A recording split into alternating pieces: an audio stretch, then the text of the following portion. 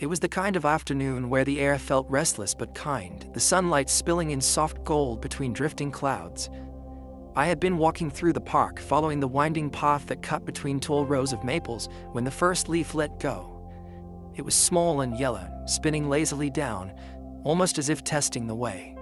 A moment later, another followed, then another. I looked up, and the branches above were moving in a slow sway, the wind beginning to thread itself through them. Then it happened. The breeze deepened into a steady current, curling around the trunks, sweeping upward into the canopy. Leaves began to release in clusters, some drifting, some tumbling, their colors flashing against the light.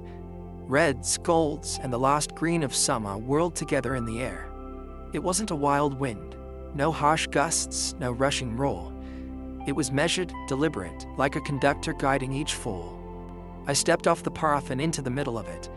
The leaves brushed against my arms, my face, some catching briefly in my hair before continuing their descent. The sound was like soft rain, the dry edges rustling as they met and passed each other. For a few minutes I stood still, letting the wind and leaves circle me. It felt like being inside a quiet celebration, no music, no applause, just the shared joy of movement. I could almost believe the wind had been waiting for the perfect moment to orchestrate this gentle storm. A small child ran past, arms outstretched, laughing as the leaves swirled around him. The wind seemed to answer, lifting a fresh handful into the air just ahead of his path. He spun, chasing them until his mother's voice called him back to the trail.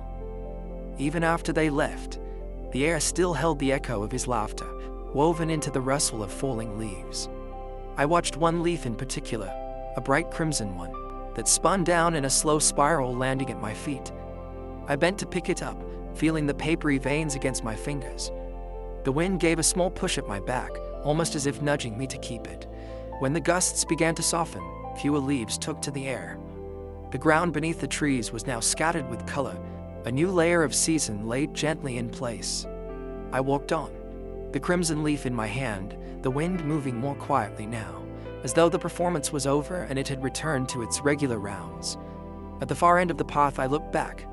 The leaves still drifted here and there, the trees slowly settling, the air a little calmer.